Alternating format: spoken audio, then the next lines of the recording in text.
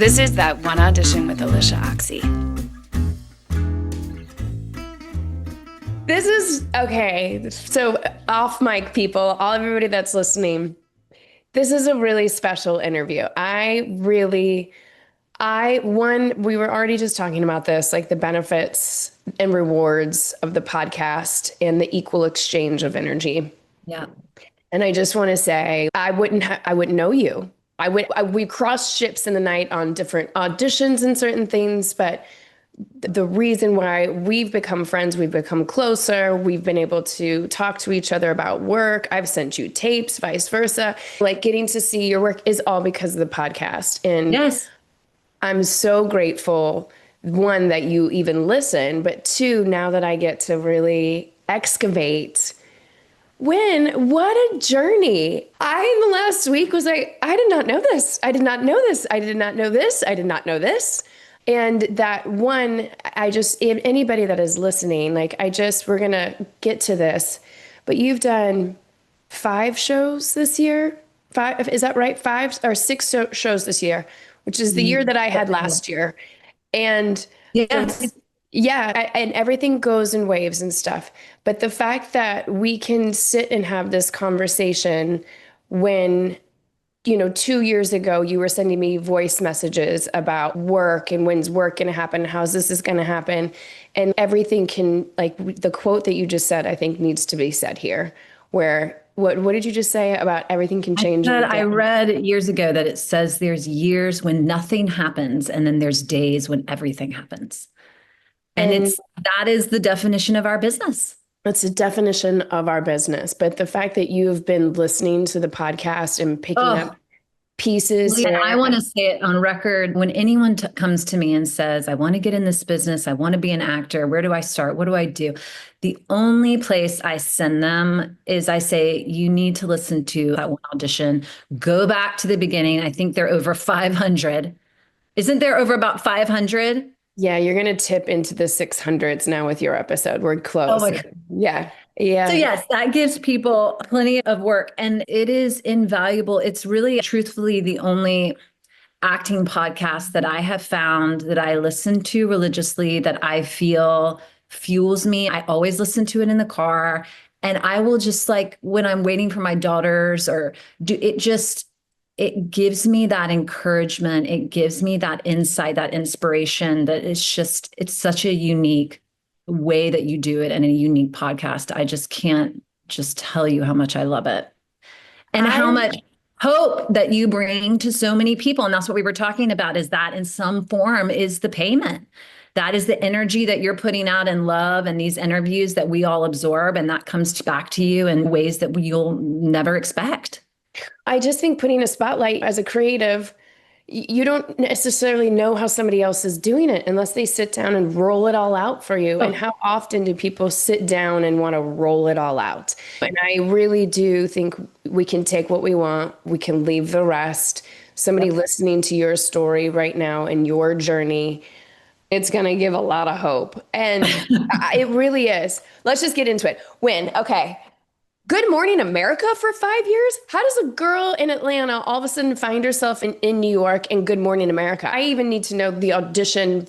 How does this land? I know, it was insane. So I grew up in Atlanta, and then my family, when I was in about 9th, 10th grade, we moved up to a really small town in the North Georgia mountains for me to study under a director. Her name was Yatesy Harvey, and she was just this renowned director in the state of Georgia. And I studied under her. I did so much theater. She taught me everything. She changed my life. But then when I got to my senior year, I had been so over theatered that, if that's a word, that I didn't want to do conservatory. I didn't want to go that route. I wanted a big college experience. And so I chose Auburn University in Alabama, which is so funny. I didn't know anyone. I had no connection there. And I went to Auburn, and my senior year, I majored in communication and I minored in theater. So with my communication major, I decided to do an internship and I thought what I wanted to do was host. And I sent it out to like local news stations. And then I sent it to Good Morning America. And I'll never forget, this was like way before cell phones. I got like a hard call on the landline from a woman at Good Morning America that said, we'd like you to come up and interview in February. I had never been to New York before. In February for an internship at GMA. And let me tell you, I'm an only child. My parents went with me. The three of us went up there. And I had never, first of all, I had never felt cold like that in my life. Like I never felt, I was like, there's no way I can live here.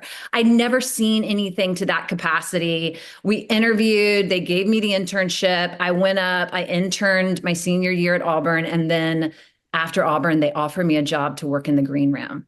And that was 5 years of my life working 4 a.m. to 10 a.m.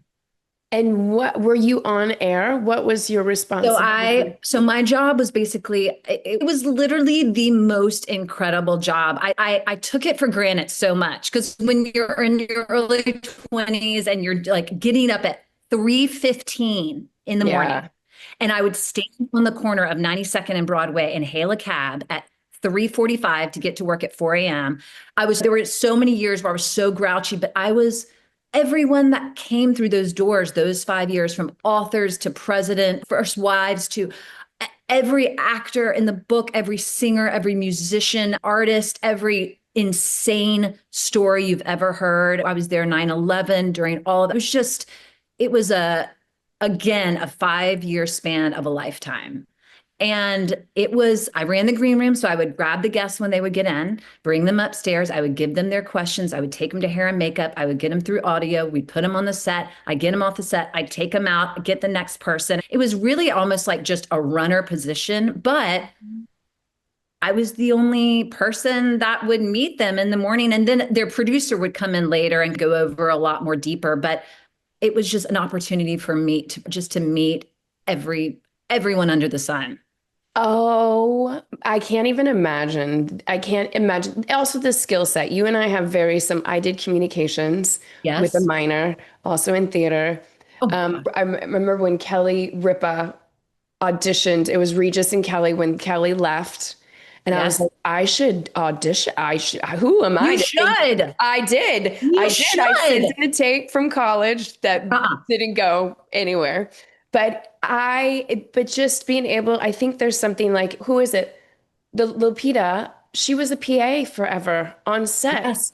And just Yes. seeing Oh my gosh. how entertainment works essentially Yes. at the end of the day, and just not having that separation between kind of you and the other Yes. who's creating stories, coming on, telling a story in a seven Yes. minute segment. Yes. So then when do you decide, or if you're only working till 10 or 11 in Good Morning America, at what point are you like, I'm in New York? When does the It was bug it, come back? it was very early on. I knew in my heart. I think it was Joy Behar that said when 9/11 happened, she realized that there was like the real reporters were running toward the scene and she wanted to run in the opposite direction. And I felt that like my heart was not in this hard news. Like I kept aching for the theater. I kept going back to my high school years. I did all the stuff I did in college.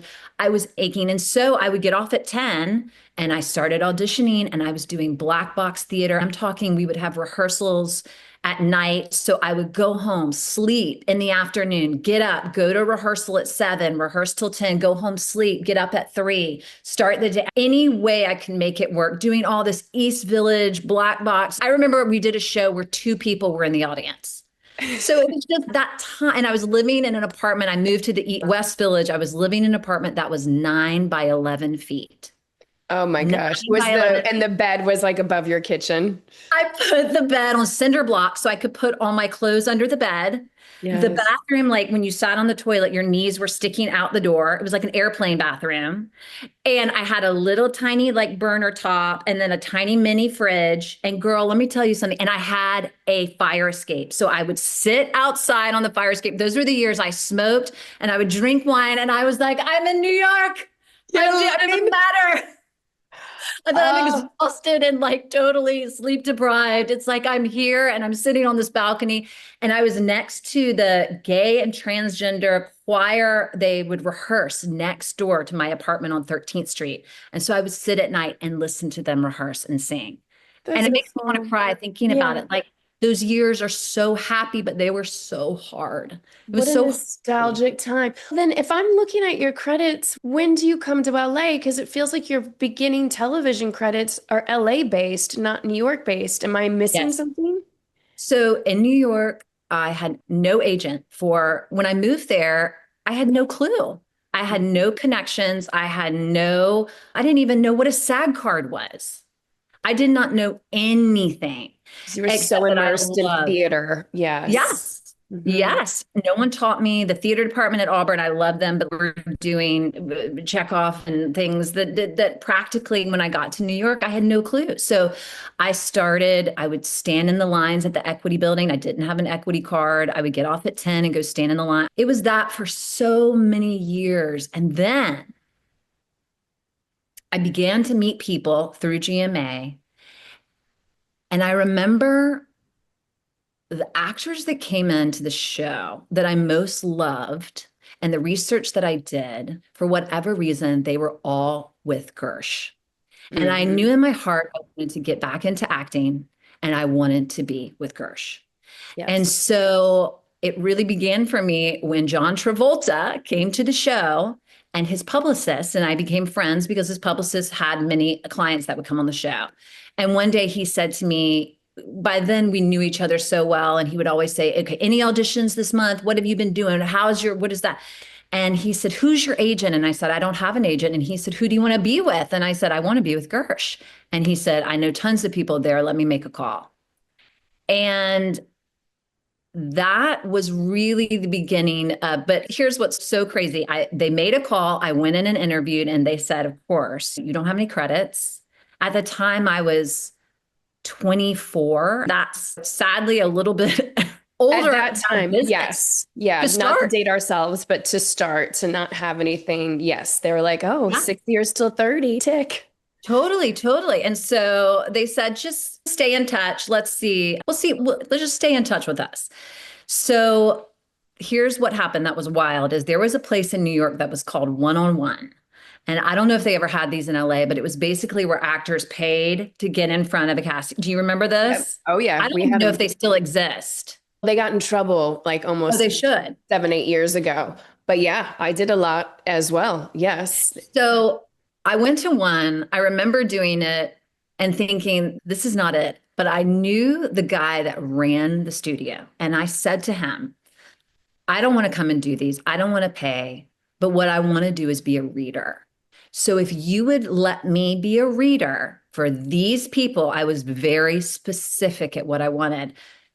If anyone from Gersh comes in, I'd like to be a reader from them. If anyone from Roundabout Theater comes in, I'd like to read for them. If anyone, I had four things. I didn't overwhelm them. I didn't say, I want to be a reader for everybody. I just said, these people. So he called me maybe 6 months later. There was an assistant from Gersh that was coming in. Her name was Randy Goldstein. I went Ah, in and I was her reader, and she saw maybe 25 actors. So she had me in that room for 2.5 hours reading probably 15 scenes that they were allowed to choose from. We got done. I never said a word. We were just cleaning up, putting our bags in. She goes, so what's your story? What's your story? And I said, I'm in New York. I've been working for Good Morning America. I met with someone at Gersh, and she said, huh. She said, you know what? I would love to stay in touch. And I said, great. Again, never pushing anything, just knowing. And then I would say about a year later, I had a really small manager who submitted me for, speaking of Kelly Ripa, Hope and Faith. Do you remember that? oh, yeah. I saw that as your first credit and I was like, how? Because you and I That started was at the through a same little time. tiny manager. I Mhm. went in, I remember being in the room with 35 girls that looked just like me. And I booked it. And once again, I was standing at craft service while I was working, and I was talking to the director, Gil Younger, who directed 10 Things I Hate About You. Yes. And we were just talking, and he said, So tell me your story. Where are you from? What have you been doing? And I said, I've been living in New York. I came from Atlanta. I went to Auburn. And he said, who's your agent? And I said, I don't have an agent. I don't have an agent. And he said, who do you want to be with? And I said, I want to be with Gersh. And he said, oh, I know so. And I'll make a call for you. And that call that he put in, and this is what I tell actors all the time. Like, I have so many actor friends that say, can you help me get an agent? And I have given my agent so many of my friends, to the point that my agent has said, Wynn, your job is to get jobs, not get me clients. I'm like, oh, but it's so true. I have sent so, but if a director or a casting director or someone that can actually employ you makes that call to an agency, it's such a different call than when I have I have a friend that I would love for you to meet. She is so talented. There's 100 of those a day. Yes, it's dollar signs. Again, you have to remember this is a business. And 100%. if you already have a contract on the line, or you have a director or a casting director that's going to vouch for you, they're most likely going to be giving you a job. So it behooves the agencies to be like, oh, if you see something. To have someone to say, I think this person is employable. You should give this person a shot, is such a different call than having a friend call for you. Yes, but and I say this all the time, you hear me say this on the podcast all the time, if you have a target, as long as you fall close to it. So you continued, I love that we got to hear 3 times of you being like, Gersh, but still waiting for the right opportunity. 3rd time's the charm. And I'm talking, this was years. This was not like a year. This was years of just being patient and planting and being specific of what I wanted. Like, really find, where's the actor that I love? And I was at least reasonable enough to know there is no way I'm going to look at the places where I might belong with the actors that I love. And really, I don't even think I believed or knew about manifesting back then, but I just knew, let me just put that continually out there and wait for someone to ask me. I didn't just say it. At a job, I didn't say, hey, can you help me get an agent? I would just wait. And usually somebody would ask. But you were filled with the ammos. It reminds me of Sky P. Marshall. So like when people would ask her, what's your name? And she had a thing, right? She had it's not a thing that she was making up. It just was, she had I hate to say a bit, but it is a bit that allowed people to be like, tell me more, versus just, hi, I'm Sky. So just being so loaded and with intention, attention, they eventually meet, and then everything happens, because you end up with the best agency for television. Now I see, look, your talent is so vast, but also you're now firing with somebody who can give you opportunity after opportunity, specifically on television. And let me tell you, the funny, most hilarious thing about all of it is, so after that call was made, they brought me back into the office, and Randy Goldstein said, I want to try you out. I just want to try you out over a pilot season. And I said, okay, so that sounds good. Let's just try. Let's just see what happens. So I think it was maybe like, this was the years of the 20 audition pilot seasons, where it was just insane. I was not equipped I didn't have the training that I needed to really absorb the material as fast as I did. But I went in, this was probably my 3rd audition they sent me. It was a pilot that Alyshia Silverstone was starring in and Danny DeVito was directing. I can't remember what it was called. And I went in New York, and I remember she called me 3 days later, and they want to test you for this and fly you to Los Angeles, which I'd never been to LA. And I was like, what? I didn't know how it all worked. I flew out to LA. I went through the director's session with Danny DeVito. I auditioned. I did not get the part. But when I got back to New York, they said, we want to sign you right now. I bet they did. It was some heat. But let me tell you, after that, I do not think I worked for 2 years. I don't think I booked anything. I was just so hot out of the barrel with like directors calling and then getting this test on my 3rd audition.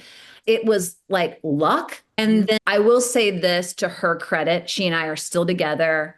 Her loyalty to me surpasses what I had ever imagined anything can be in this business, because she should have dropped me 50 times by now, but we are still together. You're ride or die. And hey, when you're having the year that you're having right now, it is worth every single investment through those drought periods. But Oh, but oh my let's God.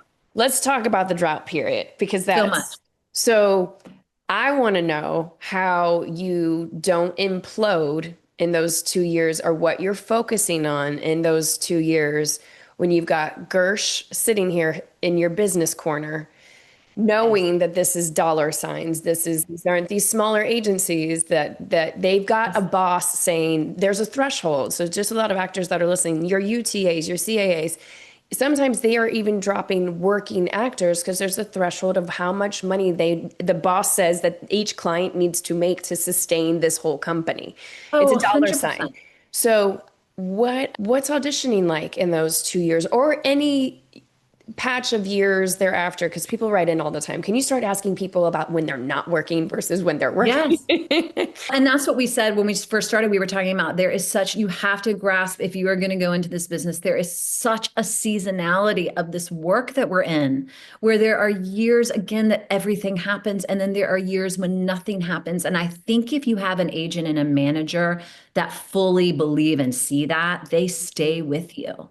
If you get an agent and a manager that wants the money fast, that is, I can't even fathom the pressure and how difficult that is. But she and I, the years that I didn't work, it is so challenging to remain and keep going back to the core of why you're doing this because you start thinking of money. And I remember I went out one time with a friend of mine who worked, I think he either worked at a management firm or an agency, and he told me that they just take the list. I don't know if this is true, but they just take it and then they just blob off the bottom third, no matter how in love they are with the people, no matter what they believe is going to happen. There's some places they just lop it off because whoever's not making the money, they just Yeah. it's that clean and simple and It's business. not personal. It's not, Personal. oh my gosh, I love Oh, Wynn so much. It's she was in the bottom third.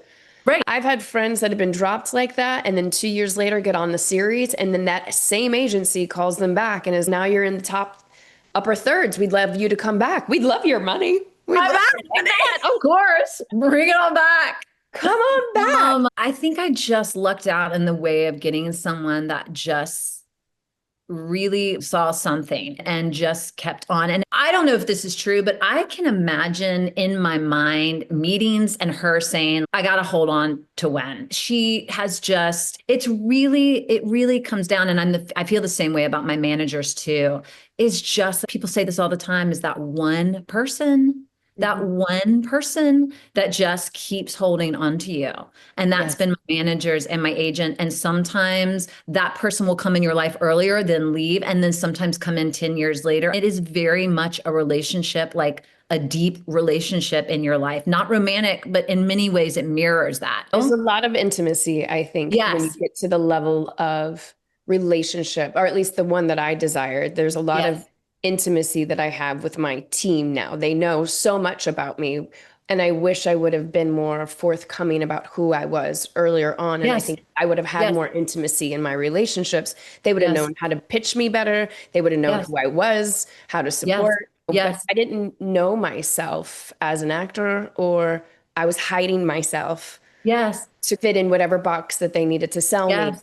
And that didn't serve me at all, Yeah. at all, at all. So it's beautiful that you were able to find that early on and just iterate, because you guys have been together now, what, 16 years, 17 years? And I tell people, so we went through seasons where could not book a job. Then we went through seasons where I started booking work, but then I got pregnant and I did not want to work. I said, I do not want to work because I have to be with my babies. It was such a, for me, primal thing that I couldn't imagine leaving and Yeah. going on a set for 15 hours. Then she stayed. Then I said, I'm ready to work. And then I got pregnant again. And I said, I'm not going to work again. I'm not working. And then I got very sick, which we can talk about later. But then there came an illness there. My body could not work. And I didn't think I would ever work again. And she stayed beside me. I'm going to start crying. And then came the day where I called and I said, I want to move to Georgia. I don't want to live here anymore. I want to be close to my family. I want to raise my children around cousins, and I want both my husband and my family was here. I want to be back in home in my like the red clay of Georgia. I just want to live there. And they could have said, "That's it. We're done. We have waited and waited and waited and waited for you." And she didn't. She said, "All right, go for it." She always told me, "You will work in the geography where you're happiest." And I have seen that be true in my life. Mean, bear witness to it right now as we are getting these last 2 years, I feel like have been, tell me if I'm mistaken, some of the most fruitful years. Oh gosh. Oh my gosh. You being back home. While we're Yeah. on this track, and I think this will be helpful too, is while we're on this agency relationship track. So you move back to Georgia, you keep Yes. Gersh, but Yes. then you also pick up a Southeast agent as well. How Well, does that work? Or yes. would So you? doing that trajectory, if that wasn't as difficult as I could possibly be, I also told Gersh, I do not want to travel. I only want to work in Atlanta. I only want to work in Georgia or the Southeast. Like I'll bebop up to Wilmington or down to Miami, but I cannot travel. And I remember we had a conversation on the phone, and now Randy and I, we've been together so long, we're like an old married couple. She's just get on the plane and go do it. I'm like, I can't, I'm not going. I don't want to go. But she said, Wynn, this business is a traveling business. Like you are in a traveling salesman business. This is what we do is we get on the plane and we take our product to the next city. And then we take our product ourselves to the next city. And I said, I just cannot leave my children at this season of life.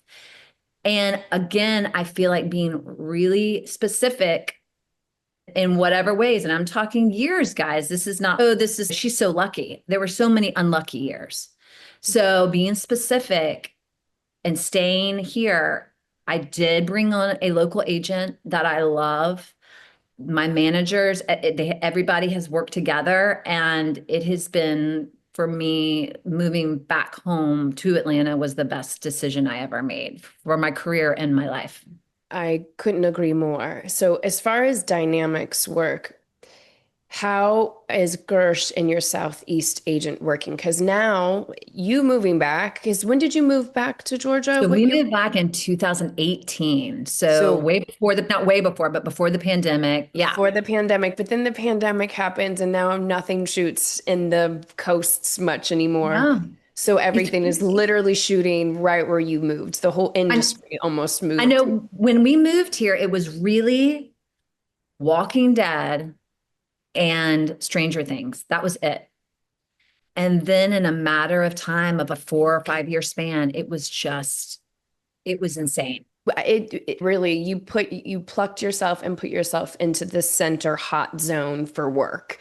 And Which, so then and a lot of bigger roles or even series regular right, roles were being cast out of these regional locations. right. Atkins, people can scroll So, back and listen to his episode. So many people being in these regional areas that are incredibly talented yes, ended up having bigger cracks at this stuff because they didn't want to fly in. yes, They didn't money, want the travel. money. So when an audition would come in, because I would assume Gersh would also get the same audition that's your Southeast, like there would be competing who would Yes. get. So then how do you handle the business? Who Well, gets? for Gersh, they're not interested in the bits and pieces of Atlanta, like guest stars, little recurrings. So that really became my bread and butter through my Atlanta agency. And then they sent me Chad Powers. They send me films that are shooting in Atlanta that they think I should take a look at. They're much more, and then the Yes. Atlanta is much more like So, microscopic in so they helping know me. their roles, so they're not overstepping, basically. Exactly. Okay, so Exactly. that's where I wanted to, because people write in about that. How do I manage different agents in different locations? Because It's sometimes it challenging. And can't, a lot of it times can it's be. challenging. And there's personalities but Randy has rolled with it. My Atlanta people have rolled with it. My managers are unbelievable, kind of weaving the two together for me. And so it's worked, but it can be very challenging because a lot of times there's still that stereotype of Mhm. Atlanta, local acting actors, and it's just not LA or New York. Yeah, it's not, but it is now too. It absolutely is now. The talent that is around, the talent that is available in Texas, the talent, you don't have to live in LA or New York. You don't have to live in the most expensive No, cities anymore to be able to do this job. Okay, no. we've covered so much good business. I have so many questions about specific roles that you auditioned for. Oh, I want yes. to hear that one audition first. Oh, And I know you've okay. got a couple. So I know. I was let's thinking about it. I was thinking about it this week because it's just my favorite. Okay, so my one audition, I think the best. I have so many. Oh my gosh. But I think it's the first pilot that I ever booked and the first film that I ever booked. And the first pilot I ever booked was a pilot for TNT. This was in the New York, was I in, no, we had moved to Los Angeles, and we actually moved to LA for my husband's job, not for me. We moved for his work, and I went and met the Gersh agency out there, and they said, of course, let's get going. So it was in LA. It was for TNT. It was called Bird Dog. And it was again one of those years where it was like 20 auditions. It was like 3 a day. And I was just trying my best to absorb what I could and go in. So on this day, I decided to go in with this piece of this scene that I had not fully obviously read the script. And I thought, you know what? I think she is like very, like a Cockney, almost like Bert from Mary Poppins, this like horrific Cockney situation. And I feel like she's going in and she's this girl that she works in. And so I go in with this accent. And I remember it was on the Fox lot, and it was But when they hold were. on, what made you think this accent? You just that I was think I read it and I was like, I love accents. I just felt she feels very British and a little bit over here, but a little bit quirky and a little bit, I'm going to go for it and I'm going to do it. It was when all the producers sat in the chairs. It was like in the room with you, maybe like 8, 9 people, the casting, the assistant, all the producers. So I go in and I give it this whole ring, rang, dib up. And I just remember they all just sat there afterward. And it was like blank, like no speaking, nobody, everybody was just very confused. And the director said, "When, where do you think she's from? What is this? Tell me about this accent." And I said, I thought that she's in this, that, and the other. And he said, "Were you able to read our script?" And I said, "No, I was not able to read the whole script." And he said, "She is from Seattle, born and raised. Our story takes place in Seattle." And I said, "Oh, okay. All righty." And he said, "Can we do that again?" And no accent and none of that. And I said, "Absolutely." So we did it again. They tested me and I booked the pilot. And to this day, I still think coming in, and I'm not saying make huge swings that are so wrong, but that was a very wrong choice. But I think it was something so unique that they were in a state of shock, and woke them up from the 60 they had seen in the last 3 days. And for whatever reason, they hired me to do it. And I also think almost every job I have booked, and I'm not kidding you, especially the days when we were in the room, people have told me the only reason you booked this job is because you took notes quickly. You just took the words out of my mouth when you're like, I don't know how I got that job. I'm going to tell you why. Because as soon as you drop the accent, it's not like your acting suffered in that moment. You're Right. incredibly skilled. You're incredibly poised. You're very quick on your feet. I can see that in all of the work that I watched you do. So for him to be like, let's do this redirect, and you be brilliant in the redirect. But and some days we all can do it quickly, our brains adjust, and some days we don't. But I will tell you, as an actor and your viewers, if you can rehearse your sides in your auditions in as many different, I'll get into the process when I get a piece, but I will do 15 accents, the accents that don't even exist. I it's just to give it's my Craig Archibald, and a coach in Los Angeles, says an actor has to ski. You got to ski. So when you have practiced left, left, right, left, and you go in and they say, no, it's right, right, left, left.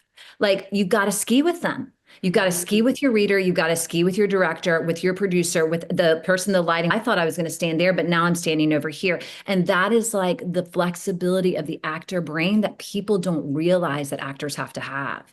Yeah. And when I auditioned for Agent Carter, it was again a huge room of producers. It was actually like in a black box theater, and it was Haley Atwell and I up on stage. There was an actual stage. We did it, and she said, the showrunner said, Wynn, can you do this and this? And I'd rather you do this and say it. And then let's go about it this way.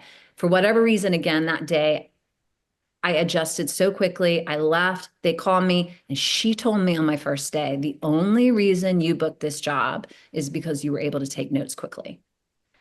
And I was I like, oh, love it. I was so happy, but also, oh gosh. But at the same time, I just realized exactly back to what you said. It's just money It's that is being, money. yes, It's money. It's money. Oh, I can turn her on a dime just like that. Okay. yes, So yes, if it takes you a while to get something, you're costing the whole production money and shots that they might need later in the day. yes. So I, And truthfully, again, we're human beings. There are days when we nail it, there are days when we don't. But I just recently had a audition for Cape Fear. They're redoing Cape Fear in Atlanta. And I had my director's session with the showrunner and the casting and everybody on there. And we went through it once. It was all on Zoom. And he said, When, let's do it again. And I want you to do this. And I want you to do this. And I want you to try this. It was a lot of notes that I was trying to absorb quickly. We started again. And do you in remember the, some of the notes? Can I stop you there? Do you remember some of the notes? We can make it just a little bit more tangible because sometimes notes are like, can you just do it bigger? And you're like, what the fuck does that mean? So just yes, do something yes. different. So even if you remember one or two of the notes, I'm just curious. Oh my gosh, I'm trying to remember that. I think they were very specific on like maybe a portion where one portion he really wanted it grounded, and the other portion can be almost manic. It was Okay. almost, we were breaking it down, and we restarted. And in the moment of going through it with my reader on Zoom with all the boxes, 15 boxes filled with people, in the moment, I knew in my brain I was not taking the note. I resorted back to the way I had worked it, memorized it, whatever. I stopped. I didn't apologize. I took myself back maybe 4 or 5 lines, started again. Thank God I had a quick reader that knew what I was doing, made the adjustment, did it. We all said goodbye, and I got the part. But that is because I even had to stop myself. And you just go back to where you need to go, reabsorb the note while you're doing it, and then make the note work. Because sometimes you just don't get it it's too many notes. It's so many notes. Yeah. It's Sometimes so even many when I'm notes. coaching, I'm like, okay, I just gave you 3 notes to carve this out. And sometimes we can only work on one thing at a time. Yes. But And if in you just start again, you just start again and you don't apologize. You just start yeah, back over where you want to, and the reader will usually hop in, yeah. and then you go from there. It's about not asking permission, but taking your own direction and really knowing your instrument. And I think that also just takes time. I know you were really good at it to start, but you had years of theater training under your belt. So it's not like you were just riding a bike and you just jumped on one day and you're like, here I go. This is what Right. I'm going to do. A theater is a director's medium. Theater, you're Oh, cultivating with the director. The director's constantly throwing new things at you because whereas television and film, we're bringing that to the table. We're left yes. on our own, very rarely even on set, unless you're a main character, are they really flushing things out with you. So for you to have that skill set of coming from theater, of being so versatile and so amiable, that to me is your basis of that's that And then again, foundation, and you can do anything. yes, yes. And then again, some days it doesn't work well and you just start back over. Some days it's not clicking and you just start back over. And people, they really genuinely know deeply we're human. Like this is a lot of notes they're giving. But on the theater thing, I will say the most I ever learned that was working on the newsroom, because that I had a small part, but I was able to go every day and I watched, and I'm telling you, I've never seen actors like this, like Allison Pill and John Gallagher and Tom Sadowski and Sam Watterson and Jeff Daniels, and these actors that live their life in the theater and the way they were able to absorb Sorkin dialogue and then That was one of the auditions I absolutely wanted to hear about. So if you will indulge me, what was the audition for that? Because yes, in the show, you almost have one of the harder jobs too. I think in an ensemble cast to be throwing in a line here or there at the speed at which, so I wanted to really break that down if you remember all of that. So 100% that goes back to my first film audition that I booked. Let me hear And this that's one. Charlie Wilson's War.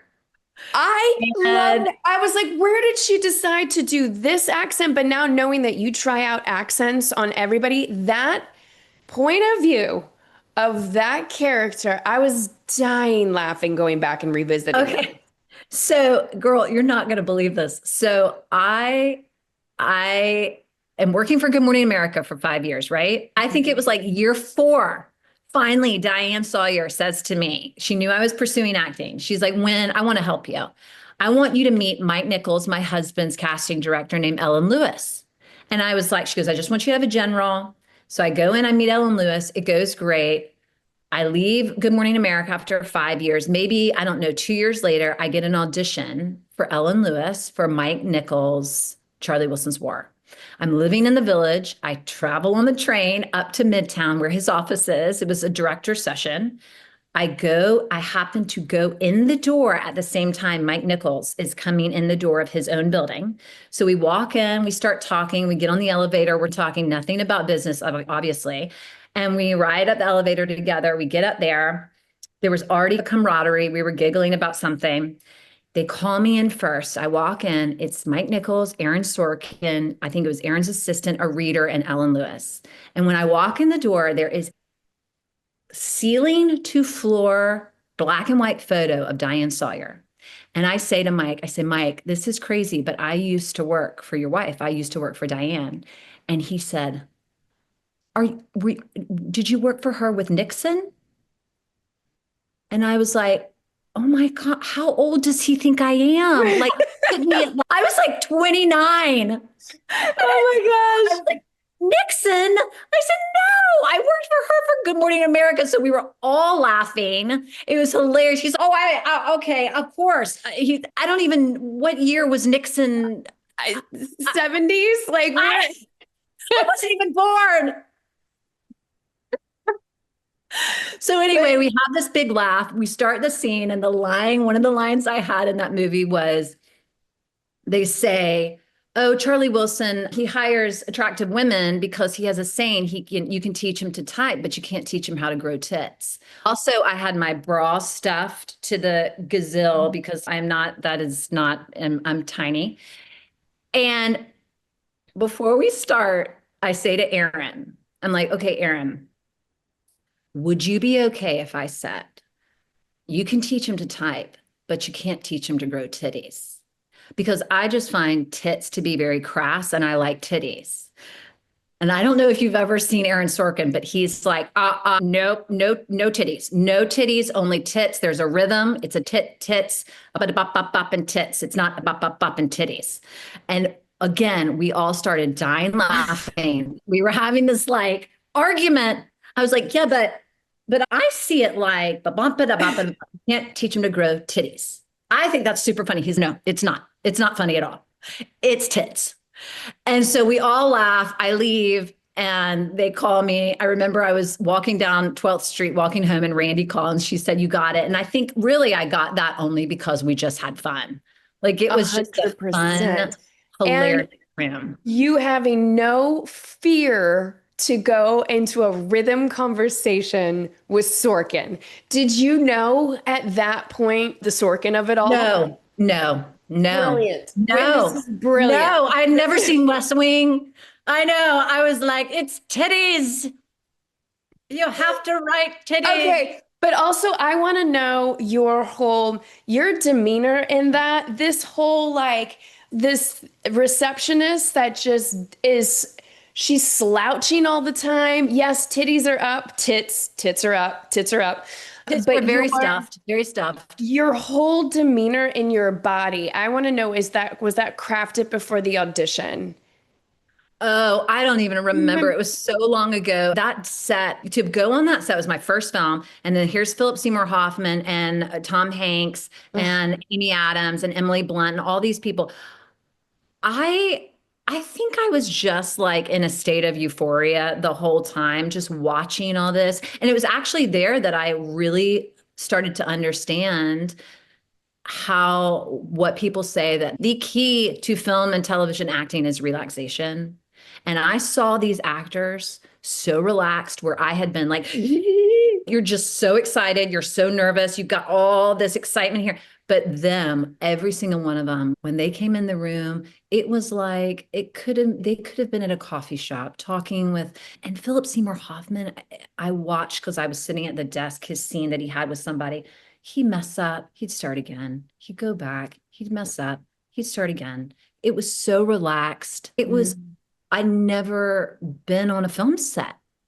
And I started to say, oh my Then God. maybe that was osmosis because your relaxation, your comfortability on camera, the movements that you had. Like when I did True Detective, I started with a voice and then her demeanor came into this crouched shoulder position. And it took me time to feel my way into her body. Physicality. Yes. And when I was watching Charlie Wilson's, your work in that, I was like, she's so in her body. This just whole, I don't give a, so many people would have played that so different. A receptionist, tits up, I have to be perfect, blah, blah, blah. It just was so specific. Your point of view was so clear and so relaxed. It's interesting that your takeaway from that was being more relaxed, where that's all I see. That's all I. Well, and truthfully, it's like when I tell my daughters or anybody tells me to calm down, that's the worst thing you can tell me when I'm upset. So when you tell to someone just relax, like that's a very difficult thing. It took years. And that's why really as actors, like some of the best practice we can do is meditation, just Yes. finding where we can relax our bodies because that will serve us so much in the moment. More so, I think, than like specific training, like scene study is we need a class that's called relaxation study about how to just really truly breathing and relaxing and letting Well, it Alexander go. technique, just getting right Yes. into it. Yes. Yes. We get through that in this self-taping era. I feel like people are like, I'm at home. Let me just throw it down really quick. You're Yes. not allowing yourself what I miss about the room is, yes, getting yourself into that almost hypnotic state Yes. where you're totally relaxed. And in the moment, you can really discover something Yes. opposite of that reader. When you're at home, or at least I can fall into this trap where I'm like, go, go, go, go, go. Whereas Yes. last year, I was praying, meditating on my character for 3 minutes every time before I stepped in front of my Oh, taping. Haven't done it this year. Again, seasons. Don't know why. Last of year, I course, was it's so seasonality. I was in so much pain in my body that I had to really ground myself before I worked to almost step outside of my body. Whereas now this year, I'm so in my body that it's wild to see how much we don't give ourselves that time in I the. agree. And if we have time, I want to talk about the process of when I get an audition because I do think that's the Oh, we're most gonna get important there. thing. Then Yeah. I want to Well, hear the newsroom. So then so when you go in for the newsroom, because that's still in person, right? Yes, it was still in person. 2013, And so 14. that was Aaron. So Aaron and Yes, I had stayed in touch all these years. And then he I did go and stay in touch. we stayed in touch all these years. In fact, I have so many funny stories. I set him up with a girlfriend of mine. They dated for 6 months that didn't. I am like my passion is matchmaking. I love matchmaking and I've never had one success. My husband is like, stop it. Don't do it. But back then I thought, oh my gosh, my success may be my girlfriend and Aaron. It was not. But I went back in now for the newsroom. It was just something Gersh sent me. I went in, I got a producer session with him and I got it. And here's what happened. That's so insane is my husband and I had been trying to get pregnant for 3 years by this time. And I got in the newsroom and a week later I found out I was pregnant. And I was so torn as to what to do. Do I tell him? What do I do? And my agent really advised me so well. She said, wait till the first trimester's over. I knew the part was small, super small. it would be fine. But I told Aaron, and I will tell you this about him. He said to me on the phone, when you will always have a job, you will always have your insurance, you will come, and if you need to go because you're not feeling well, you can go.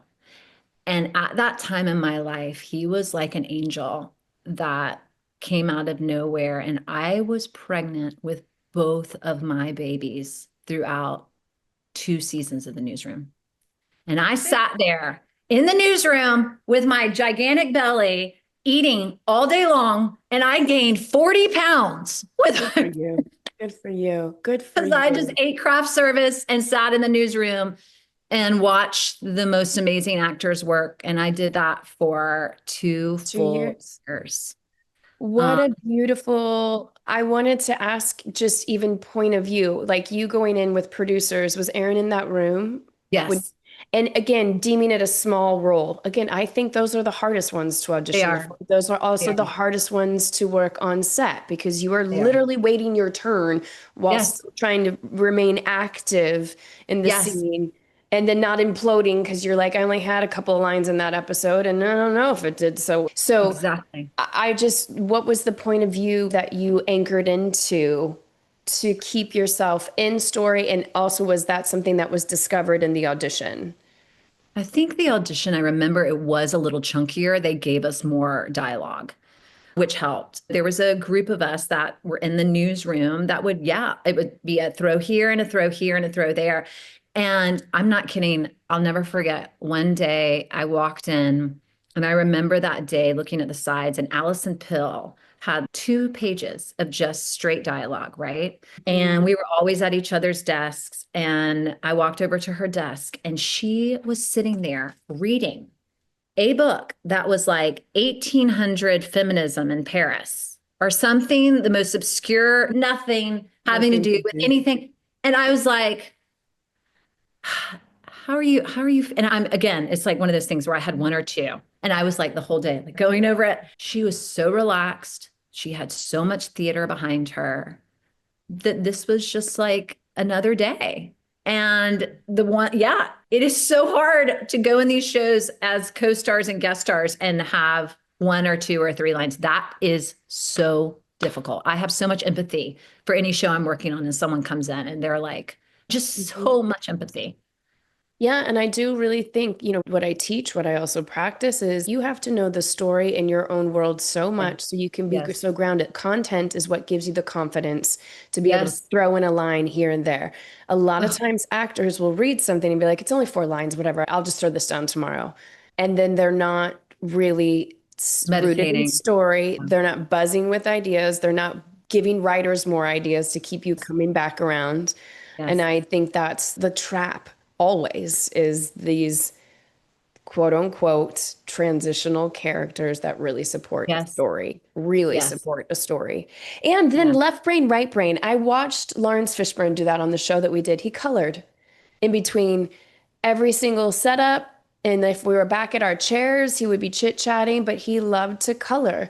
And he would have 3, 4 page scenes thrown at him in 2 seconds, and he'd get it in a second. So it's just watching craftsmen, not, it's also, it's that lack of perfectionism. They're not holding Yes. on Yes. to it. Yes. There is a trust that is going to happen. Okay, I know with my character, I know, okay, all right, I'll get this in a second. And it's almost like a gift sometimes. I find it a gift when I get things on the day. Um, Yes. it is a gift. Mhm. And I just worked on a show that's coming out next year called DTF St. Louis. And it's a guy named Steve Conrad. And he would give me the pages on the day. And my part was, again, small. I play Jason Bateman's wife, but he would come in and say, how about this? And then say this and say this. And it was the biggest gift because it was really coming from an authentic place, a non-rehearsed place. And it's one of my favorite quotes I tell actors all the time is what Carmen Cuba says about if you want to watch and learn great acting, don't watch films, watch documentaries. Because you are seeing actors in the moment hide from a question they don't want to answer or fight to Brilliant. not bring up the emotion or blink their eyes, their pupils dilate. It is authentic reactions in the moment when a question is given, when they're asked about a story. And it's like, that is human behavior.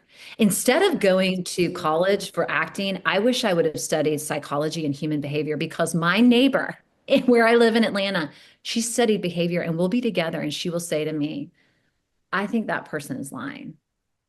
I think that person has a secret. I think this person is really hurting inside. When it is something she can tell from one body movement, from one set, from one, it is fascinating. And you learn that in documentary watching. That is brilliant. I've never heard that. That is Yes, she brilliant. said that forever ago, and I always took it. And it's true. My husband and I watch a lot of documentaries, and it is 100% different than watching a film. Completely. It's not Completely. scripted, right? It's Yep. complete. And then I think that's the magic of self-taping, of television and film. If you can find the magic of being in the moment, which is why when you Yes. get new pages, there's a Yes. discovery point, or if you're Yeah. working with an actor who fucks off on the script. Yes. Robert Downey Jr.'s the Woody Harrelson. I loved watching Woody work because I was like, he's not saying anything. But then and that was his goal every day on True Detective. He was like, I'm just trying to fuck him up. He like Oh, I literally, love that it. was his goal. I'm trying to mess the other actor up. And I was like, that's rude. But then you saw some of the most beautiful work come from Oh, that. All you could do was be present with Woody. You cannot craft your plan. You cannot put your plan in motion. oh, and that's So true skiing. That's what my coach, it is true literally skiing. skied with Yes. him and danced with him. And when he twirled you left, when you thought he was going to twirl you, you were able to just let him lead, which is, Let oh, it's him. so beautiful and magical. Discovery is everything. The TV and film landscape, it's constantly changing, but traditional actor training has largely remained the same. It's focused on a theater model whose main goal is to help you stretch the expression of your instrument. That's why you can have years of training, From scene study classes to audition classes. to even an MFA, and still not be able to book a 2-line co-star. That's why we created The Bridge for Actors. A collection of tech, craft, and business online courses to teach you the skills that you need to go from a student of acting To a working actor.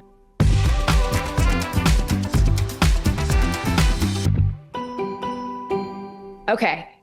I want to hear your process through the Chad Powers audition. Here's why.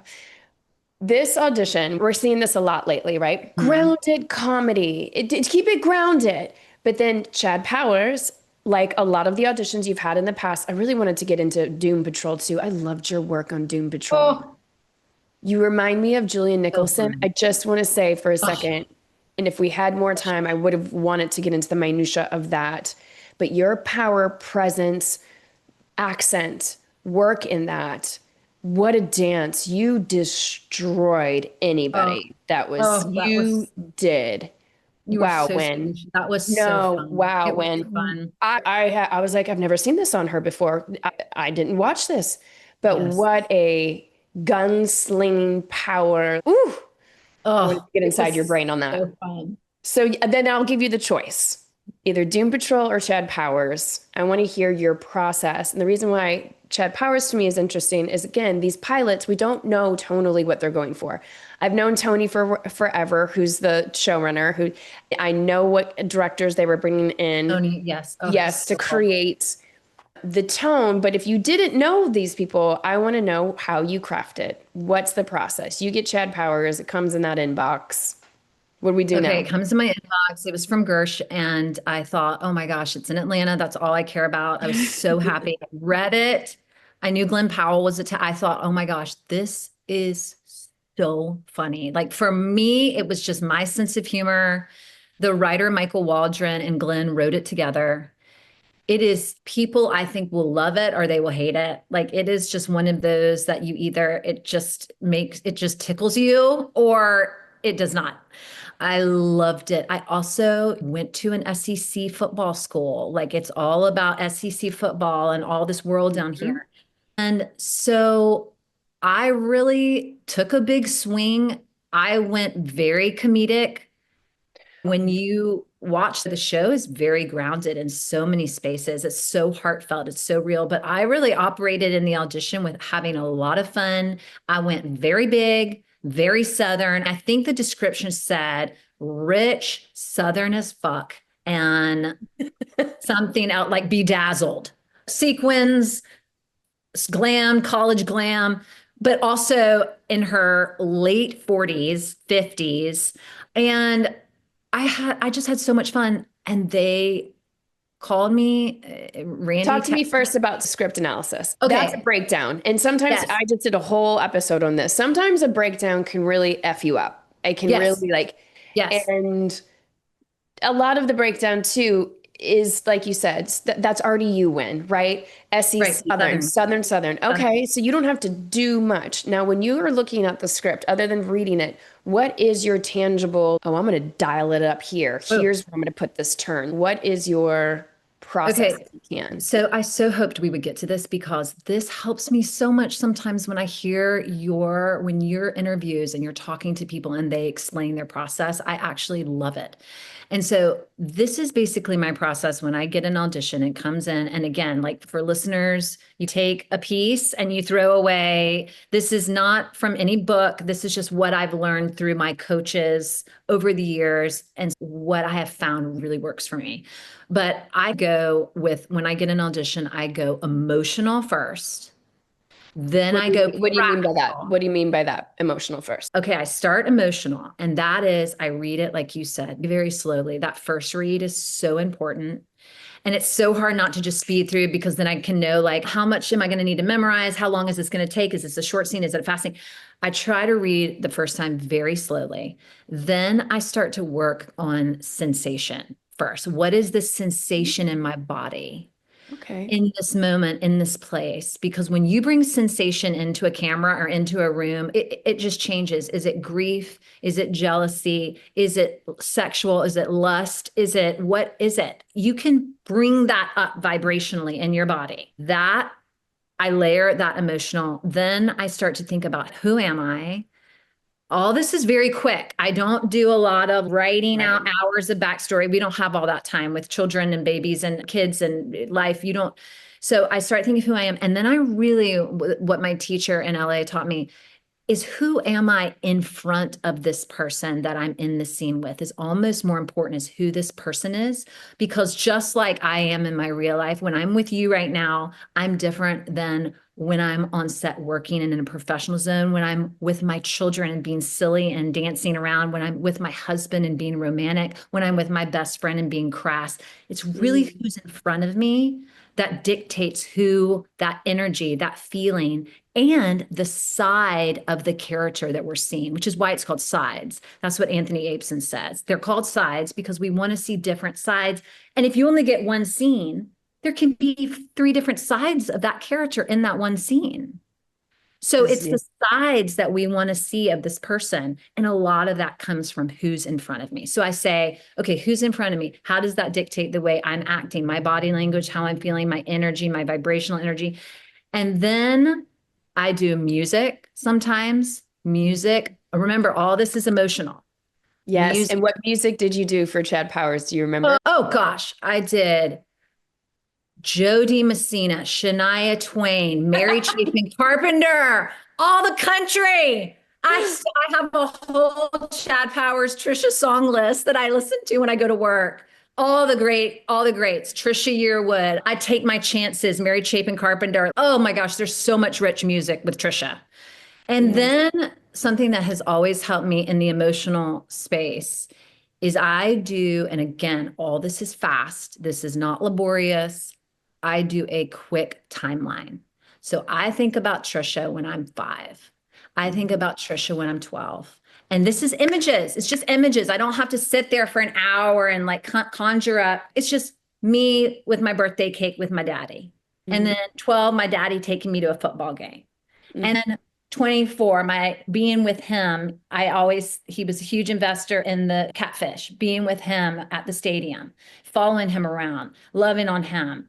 Then maybe marrying in my 40s, divorce, and then losing my dad. Just quick images of a timeline of a person. And that is like, all of a sudden your emotional well is full. Yeah. So I do that emotionally. And then I move into practical, which is memorization. And that to me is, everyone is different. For me, I memorize the best when I walk.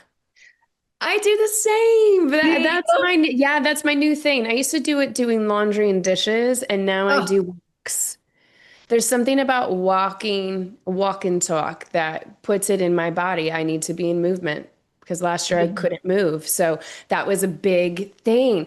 Okay, so then so I walk, and then if I'm still having trouble memorizing, I'll do the first letter of every word. That helps me so much.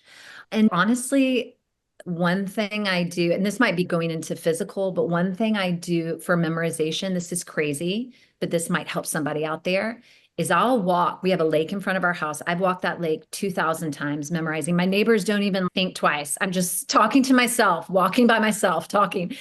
But I will stop, like we have woods everywhere, and I will lay down a map, a physical map of the scene on the ground. So I will take like a stick and a pine cone. I'll kick a piece of bark. I'll kick some pine straw on a pile, and I will step on the stick and I'll say my line. Then I'll say the other person's line out loud, and I'll loop it in my brain, that trigger word, that last trigger, what that triggers for me to say the next. And then I'll step on the stone.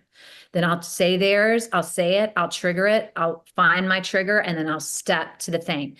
And I will make myself a physical map of that scene on the ground. And you can do it, it doesn't have to be in the woods. You can do it at home. And I've done it in hotel rooms. I'll put a magazine down, a remote control down, a pen down, a piece of paper, a candy, like a protein bar, whatever I can step on. Or some people, I think it could help being hands instead. So you put down on a table, I pick up this, pick up, it's just getting in your body. It's just getting into your body. I love this. Now, you said for Trisha, you're like, I went really big comedy, even though it said grounded comedy. The breakdown for me lends itself, dazzles and all that stuff to really go. I would love to see your tape for this. I'd love, love, love to see your tape for this. When did they book you off tape? Was there a work session at all? Literally, this job was the easiest job I've ever gotten in my life because I booked on tape. I did it on tape. We sent it in. I remember I was somewhere in Atlanta. Randy texted me and said, they're going to test you for Chad Powers. I said, okay, let me know when and what time. No, they're just going to use your tape. Dream. Dream. And then my girls and I were eating dinner, and she called me and she said, you got the offer. And I was so confused. I was like, it can't be this simple. It just cannot be. It has to be harder. Everything else has been so hard. And Michael, the showrunner, Tony, they told me it just was one of those things when they saw it, it was just, you are the person. You either sometimes are, and you can't help it. Like as much as you study, it's the classic. What was the famous movie that John Travolta started in? His very first film where he danced, the dance. Saturday Night Fever. Yes, I think so. And they said that they had auditioned like every phenomenal actor in LA. And then he walked in and it was him. Yeah. It was that's why it's selection, not rejection. It's just like when there's, sometimes they can't put their finger on it. Jamie Castro, dear friend, casting director, said that when Kerry Washington walked in for Scandal, she just was Olivia Pope. She just was. And I think that sometimes they say from the door to the chair, from the door to the chair is what gets Sean Hayes from the chair to the door with his like tagline is what got him Will and Grace, not his audition is what he said on the way out. So I think being able to show, there's one thing to have technique. Look, a job, you can get a job just being yourself 100%. Right. You've made a career. So I just want to be very clear that you're a technician that allows you to show what side of yourself you're gonna show, which I want the audience to now know. Chad Powers, easy breezy last year. You talked about, it's DTF, right? DTF St. Louis, opposite Jason Bateman, came easy breezy as well last year. MIA was supposed to be a one-off, turned into what, 5 episodes? Queen, yes, come on. And that was a classic Randy and I fight because she said, it's just 1 episode. Just get on the plane and go to Miami. And I said, I don't want to go to Miami. I don't want to travel. We are literally like an old married couple. Just get on and go. It's one time, it's 3-hour flight. And then it turns into 5 episodes, but it was a joy. What a joy. Again, I can't wait to see this character. Then you have Cape Fear that you also slid right into. And now you're getting ready to start a new project, right? Yeah. This week. What are you starting on this week? So I'm doing again Atlanta, thank God. It's a film called Heartland with Jessica Chastain. And again, my niche, going back to everyone being as specific as possible about how they see their life, is I have always dreamed, and I vocalize it constantly. I want small parts in great projects. I want small parts in great projects because I want so much to be at home with my children. I want 80% of my life to be with my children and 20% to be at work. Now, that is like a dream. That is, again, you're talking years and years and years and years. But I tell actors, if you can vision what you want your life to look like, and then you start to get specific, like can happen. Now, again, this has been an extremely lucky year. We don't know. We all know how it goes and the seasonality, and we have to be able to ride what you say in this podcast, which I love, is to ride those waves. Yeah, you're in a good wave right now, babe. They But are. at the same time, then I just think the cyclical patterns of your waves since 2004, let's go back to your first credit. You've had many a waves. So Right. now I think you can trust that when you're at shore, you're like, oh, I'll get another one. It might be 6 months, it might be a year, but there is something about hitting that 20-year marker where you Yes. can trust yourself as a surfer now. And I think Yes. you can enjoy when you're on that motherfucking huge ass wave. And right now you're on a huge ass wave. And then again, it also goes to show you your intention is not to be 80% work, 20% at home. The intention is actually the opposite. And God doesn't life just give it to you at the opposite all the time. Where it's okay. Well, And let me tell you something. You'd think that would be easy saying, because I've said that from the get-go, I want small parts and great projects. It is not easy. it's not Even getting, we all know as actors, even getting a small part is incredibly difficult. And it takes years and years. But I will say this and just touch on it for 2 seconds, is that in 2017, I had a very hard year of an intestinal infection that almost took my life. I was almost gone. And I was in Los Angeles. I was lying in a hospital bed at Cedars-Sinai. No one could visit me. I had just had my baby. No one could visit me because it was so contagious. And the nurses, when they would come in to work with me, would put on like literal hazmat. And I laid in that hospital bed by myself. And I didn't think I would ever work again, period. But more than that, I just stopped thinking about this business. I stopped thinking about auditions. I stopped thinking about anything that had been important to me. And all I thought about was I would give anything if I could see my girls get through kindergarten. I'd give anything if I could take a walk with a friend and have a coffee and it stay in my body. Like all these things that we take for granted as actors, the life that we're building outside of this, it is so much richer in the end. When you're faced with a life and death thing, you're not going to be thinking about this business. You're going to be thinking about the people that are in your life. And if you could have 10 more minutes and I think coming off of that put me in a place that has benefited me as an artist and really said, gosh, what do I want my full life to look like? I really want my children. I really want to raise my children. And that is hard for women in this business. It's so hard for us to be on set 15-hour days, preparation days, audition days, and then also giving ourselves to our family. Women in this business, it is so hard. It is. And the fact that you were given that grace to go have a coffee, to be able not only raise your babies, but homeschool them, which I don't even know. How, if we have 5 minutes, I want to know in your day to day, you said you just gave us our prep. When you get an audition, when you are shooting, especially since you are the person who's not only raising them, but educating them, how do you manage your day to day? Let's say an audition comes in today. How do you do that? So my decision to homeschool had nothing to do with like the system or not trusting the educational system. I'm a kid of public school, a product of public school. I love it. Or like indoctrinated religious reasons. The only reason I homeschooled my girls is because I want more time with them. And it is so difficult for me to be on a set for 15 hours and then know in the next morning I'm waking up and putting them at a school for 8 hours and I won't see them.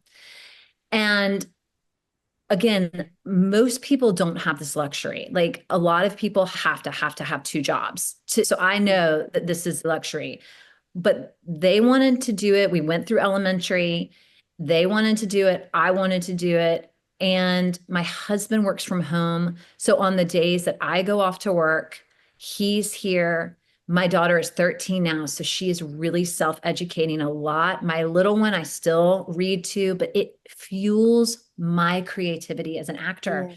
I will read to her for an hour. I'm reading out loud. I'm doing things with, and then I will go off while she's doing some math and I will study my lines. Then I'll come back. There are so many days where it is so stressful, but overall, I don't think there is no formula to parenting. None. Only thing my mom told me when I had kids, she said, there is no formula. You can do everything right and your kids will hate you. You can do everything wrong and there's just no formula.